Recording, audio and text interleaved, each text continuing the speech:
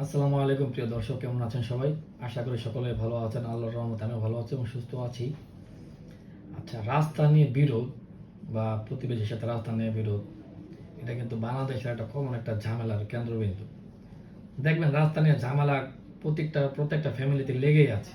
বা ভাইয়ের সাথে ভাই বা প্রতিবেশীর সাথে রাস্তা নিয়ে ঝামেলা একটা কমন একটা বিষয়।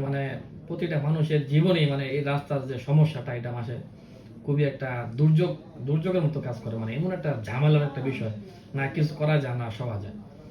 তো আসলে রাস্তা নিয়ে ঝামেলা হলে আমরা আসলে এটা কিভাবে সমাধান করে থাকি, বা আমাদের আসলে কিভাবে সমাধান করা উচিত, বা কোন পথে আমাদের এগোনো উচিত। অনেকের জীবনে রাস্তা নিয়ে সমস্যা প্রথম হচ্ছে, বা প্রথম যখন হবে, তখন আমাদের আসলে কি করা উচিত, তখন তো আমরা কিছু জানি না আসলে আমাদের কি করা উচিত এই মুহূর্তে।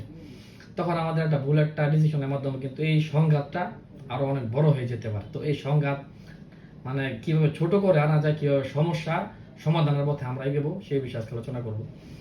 তো সমস্যা যখন আপনার মনে করবেন যে সমস্যা হচ্ছে, সমস্যা আপনি ফেস করবেন, তখন আপনি কাজ কাজ করবেন। এলাকার যে মুরব্বী আছে, ইউপি চেয়ারম্যান আছে, মেম্বাররা আছে, ওনাদেরকে, বা এলাকার যারা গণমাধ্যম আছে, বা যার সাথে আপনার ঝামেলা, ওই ব্যক্তি কার কথা মানবে, ওনাকে ধরে কোনো কিছুর বিনিময়ে আপনি একটা স্ট্যাম্প করে নিলেন।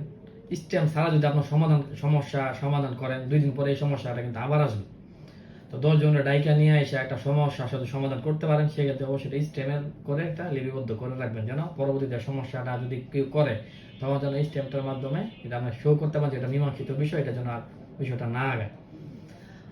যদি ময়মুরবিদের দিয়ে সমাধান না হয়, তখন আপনি থানায় জিডি করার মাধ্যমে, থানায় অভিযোগ করার মাধ্যমে, পুলিশের হস্তক্ষেপের মাধ্যমে, ওসি সাহেবের হস্তক্ষেপের মাধ্যমে আপনার ছেলেটাকে মীমাংসার দিকে এগোতে পারেন।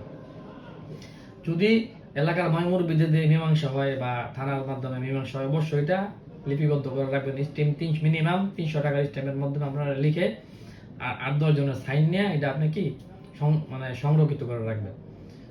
কারণ এই লিখিত চুক্তিপত্র ছাড়া যদি আপনার সমস্যা সমাধান করেন, 2 দিন পরে আবার দেখবেন ওনার সাথে সম্পর্ক ভালো নাই, দেখবেন উনি আবার রাস্তা আটকায় দিছে আপনার। তো এটা যেভাবে সমস্যা হোক, সমস্যা সমাধান হোক, অবশ্যই এটা লিখিতভাবে, চুক্তিপত্র লিখিতভাবে আপনি এটা সংরক্ষণ করে রাখতে হবে। মিনিমাম 300 টাকার স্ট্যাম্প।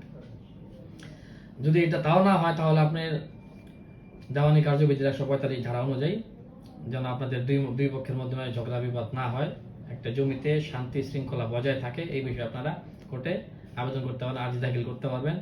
আর্জি দাখিলের মাধ্যমে এই আপনার এই রাস্তার সমস্যাটা সমাধান হতে পারে। আরেকটা বিষয় খেয়াল রাখবেন, যত ঝামেলা কমানো যায়, ঝামেলা কমিয়ে যত দ্রুত সমস্যার সমাধান করা যায়, এদিকে খেয়াল রাখবেন।